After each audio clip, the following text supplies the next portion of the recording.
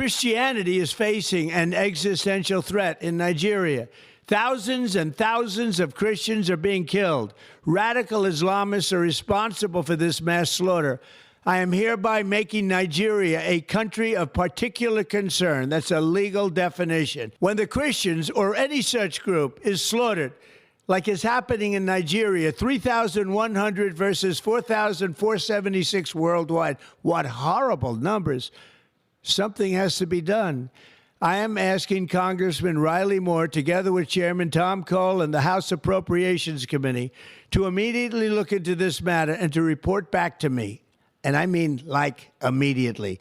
The United States cannot stand by while such atrocities are happening in Nigeria and numerous other countries. It's not only Nigeria, it's all over. We stand ready, willing, and able to save our great Christian population around the world. This is not going to happen. The killing of Christians is not going to happen. Yeah, we back. Yeah, we back. Now, today is going to be a quick video. We're going to be talking about the, China clapping back at the United States, clapping back at Trump in regards to the situation regarding Nigeria. Now, I'm sure those of you who follow my channel are politically mature enough to understand that nations do not do anything out of the goodness of their heart.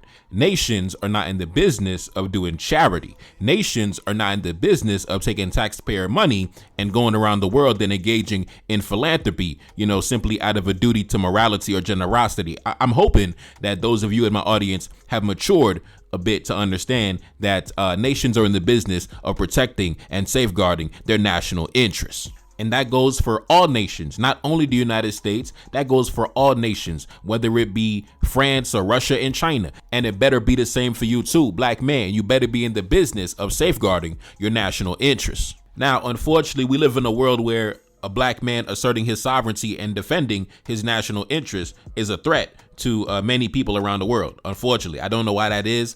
I don't know why we can't live in a world where we can all coexist and we can all live freely and in harmony. Unfortunately, that's not the reality of the world that we live in. Unfortunately, black man, due to the fact that you've been blessed with abundance. You've been blessed with so much abundance that even after years and decades and centuries of exploitation, you are still in possession of abundance. And because you are in possession of abundance, naturally, that's human nature, right? When you coming down the street and you got a lot of jewelry, or you coming down the street and you got a nice car, right? There are going to be those who covet what you have, that are jealous of what you have, that want to possess what you have and take what you have away from you. And because we understand that's the reality of the world that we live in, black men, it would be in your best interest to invest heavily in defending yourself. Now, anyway, today I want to talk about statements that were made recently by the foreign minister, the Chinese foreign minister, in regards to the situation in Nigeria.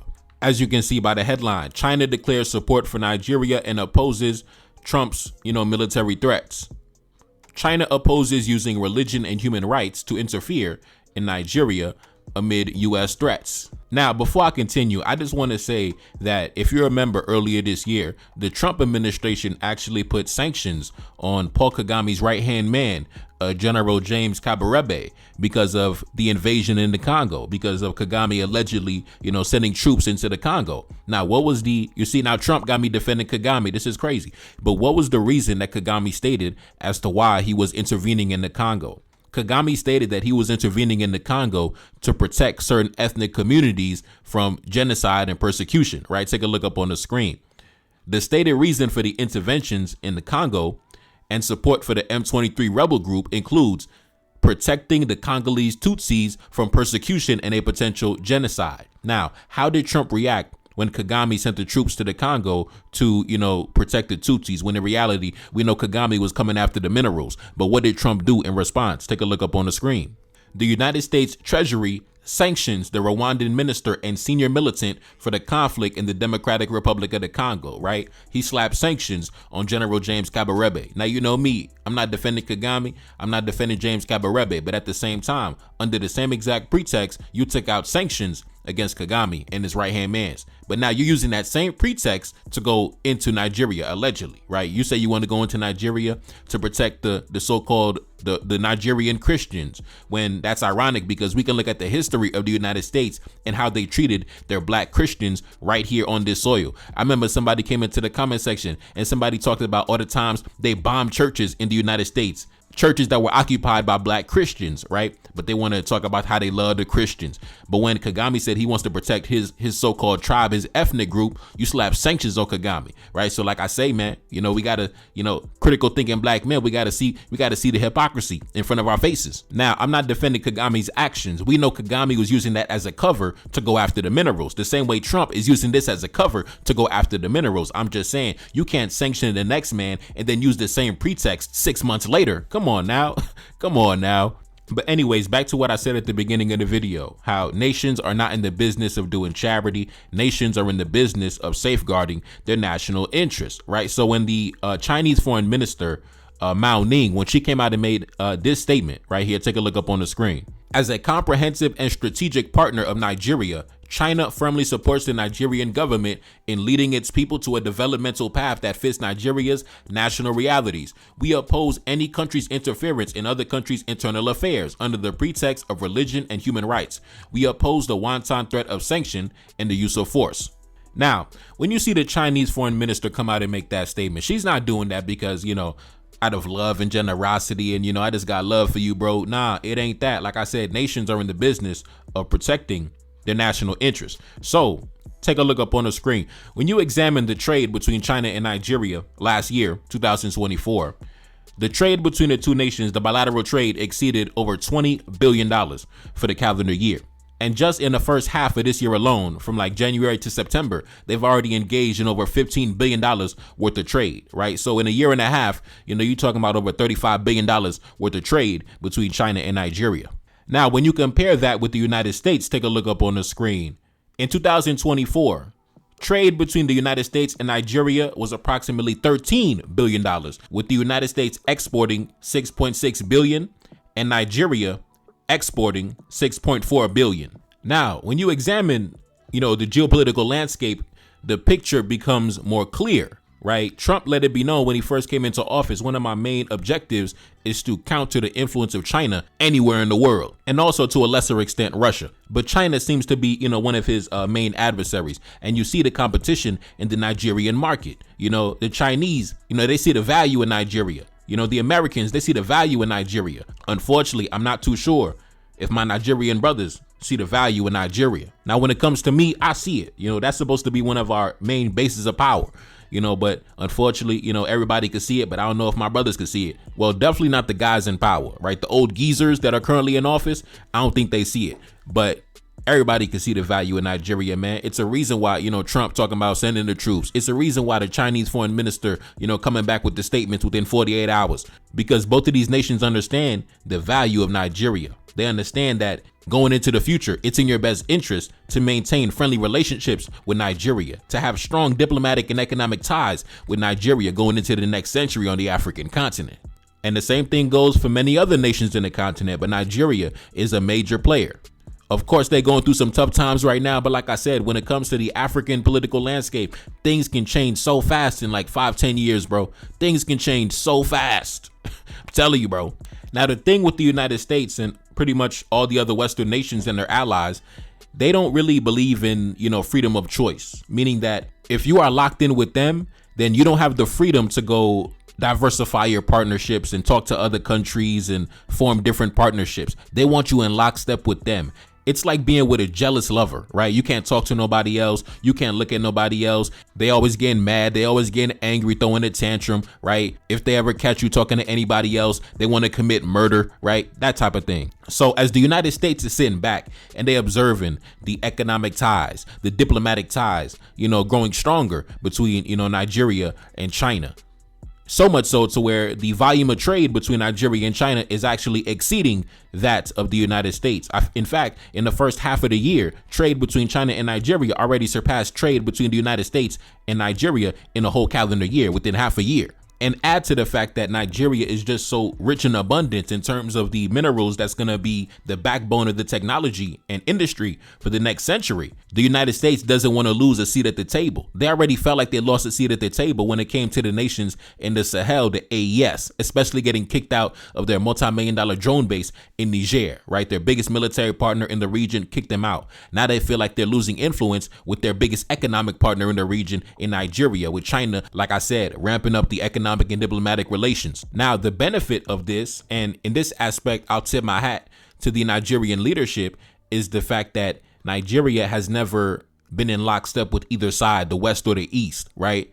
They break bread with the United States. They break bread with China. They break bread with everybody. And because they break bread with everybody, they have diverse friendships, diverse partnerships. So whenever the United States start talking crazy, you have other friends and other partnerships that kind of serves as a counterweight, serves as leverage during negotiations. Because back before, the present day, we're kind of living in a multipolar world. But before this, when it was, just the Western powers was the only game in town, you didn't really have the same leverage in negotiations. But now you have the ability to walk away from the table and establish new partnerships, new friendships, new alliances, right? That's the beauty of the world that we are living in. And it actually reminds me, speaking of, leverage and alliances and, counterweights, right? It reminds me of the situation, if you remember, when those 4 French intelligence agents were arrested in Burkina Faso at the end of 2023. Take a look up on the screen if you remember this headline. Burkina Faso detains 4 French civil servants, according to a diplomatic source.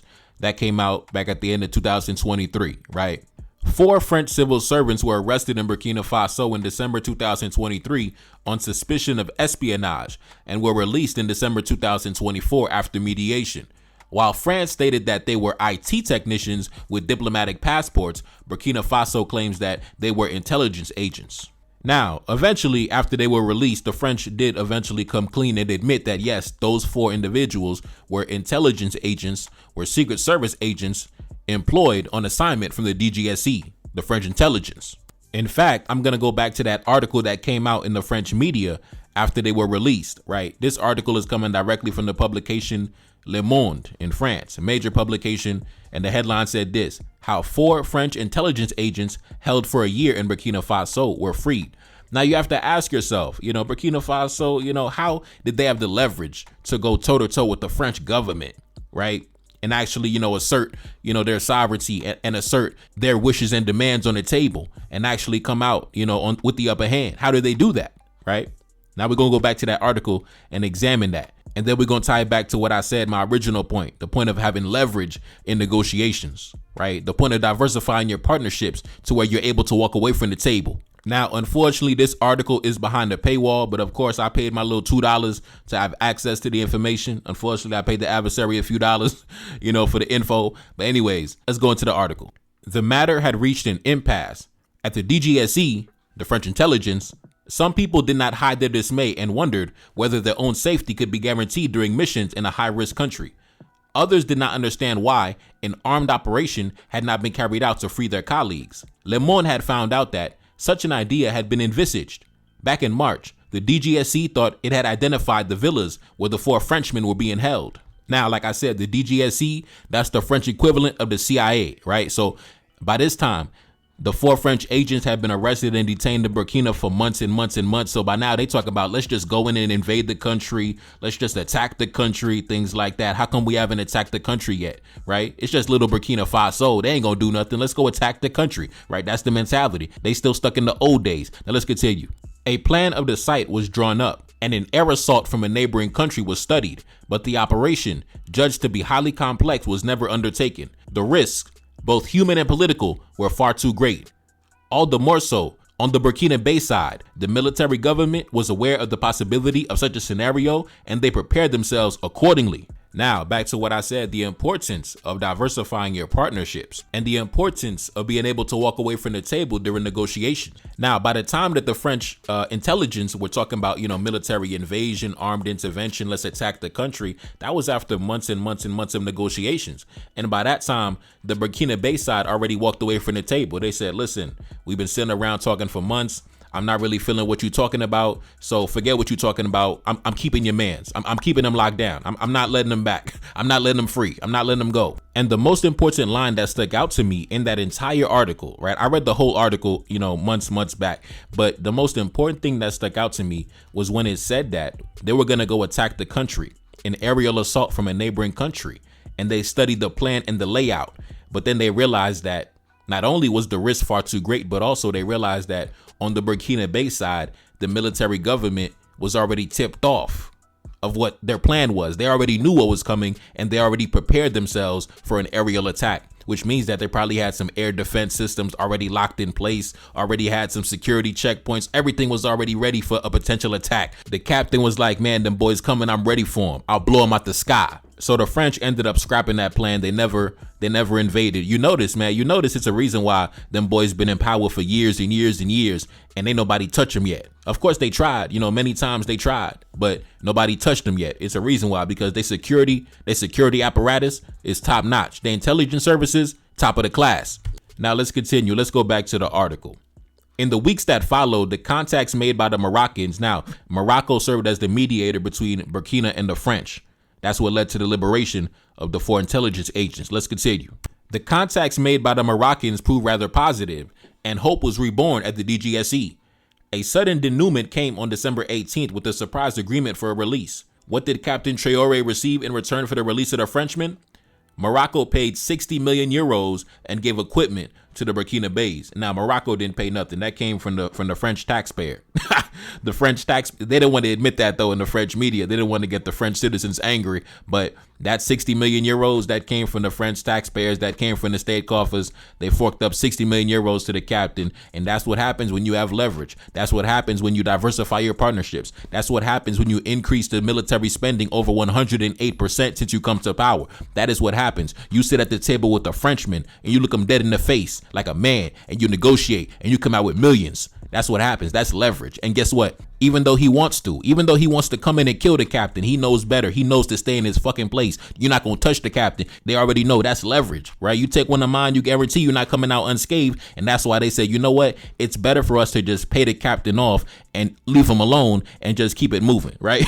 Listen, that's leverage. That's what happens when you diversify your partnerships and you don't stay locked in place with the same partner. No, shop around. Don't put all your eggs in one basket. Don't put all your eggs in one basket. Imagine if Nigeria made the fatal mistake of putting all her eggs in one basket, right? And then when Trump wants to attack them, she got no allies. She got nowhere to go. She got nobody to come up on the international stage and vouch for her. You know what I mean? You got to diversify your partnerships out here in these streets, man. Never get locked in with the West or the East. Break bread with everybody. Make good deals with everybody. Don't be locked in and, stuck in a box. No, never that. Never that. And speaking of leverage, keep in mind, currently right now, we also have another agent of the DGSE, another French Secret Service agent, intelligence agent by the name of Jan Vezelier, currently still in custody, going on since back in August? And you wonder why the French still haven't came and got their man. Now, of course, they definitely been launching the propaganda warfare saying, oh man, Bamako about to fall, the capital about to fall, but I just seen 300 fuel tankers arrive in the capital today. They talking about, man, the fuel blockade. Apparently, the fuel blockade has been defeated. The terrorists didn't take the capital, and apparently the fuel blockade has been a failure. And not only that, I'm hearing that it's been some high-ranking terrorist leaders in JNIM. I'm seeing some commanders in JNIM recently got killed in recent days. So like I said, man, the Western media, been running hard with the propaganda, but it doesn't match the reality on the ground. You don't think the French want to come in and rescue their guy and come save their guy? You don't think his family is missing him? The holidays are coming up. The holiday season coming up. They're not going to come get their mans? It's a reason why they're not going to come get their mans, because they know it's going to be consequences for that. They know if you attack the country, if you send troops, if you send, your Air Force to come and attack the country, whoever you send might not make it back to France. The same way you sent these agents into the country and they never made it back to France. And the last time they made it back to France, you had to come up off millions of dollars. So like I said, man, we have more leverage than we have. And like I said, never put all your eggs in one basket. Never get locked in with the West or the East, especially not the West, because once you get locked in with the West, then you're not allowed to shop around. You're not allowed to have diverse partnerships and friendships. They only want you locked in with them. Whether it's the United States, whether it's with France, they don't want you talking to anybody else. They're like a bunch of little jealous, insecure lovers, right? A bunch of, don't talk to nobody else. They want to control you. No, I'm a sovereign. I'm free. I'm liberated. I'm independent. I can talk to whoever I want to talk to, bro. Right? I know you want the resources. I know you're a beggar and a panhandler, and you want what I have. But at the end of the day, I am a sovereign. I can do what I want to do, right? And that's the mentality we gotta have, man. Unfortunately, President Tinubu, I don't know if he has that spirit. Now, unfortunately, they say, they got a lot of blackmail on him. I don't know. They say back in the day he was doing dirt. So the FBI got some secret files on Tinubu. So, he can't really say too much or do too much, unfortunately. But like I said, man, Nigeria, that's one of our key assets on the continent, one of our major assets on the continent that should serve as one of our bases of power. And unfortunately, like I said, it's going through tough times right now, but things can change so fast, so fast. I mean, come on now. Like I always say, never write a country off. Never, ever, ever write a country off. You never know who might come out on top, who gonna be the underdog that come out number one. You're never gonna know who's gonna come back and make a crazy turnaround. You never know what things might look like in 10 years. The entire world might look totally different in 10 years, simply based on what could take place on the African continent. I'm telling you, the black man really, he really got the power for real, but he don't know it though. The black man don't even know it though. You got the Chinese man and the white man, crying over what belongs to us, fighting over what belongs to us. Could you believe it, brothers? We have two random foreigners, men of other races, fighting over what belongs to us. They gave it to us. The creator gave it to us. He put it in our ground, in our soil. It belongs to us, buddy. We got two foreigners, not even from the continent. They fighting over what belongs to the black man. Crazy, bro. Them boys fighting over what belongs to the black man. What kind of shit is this?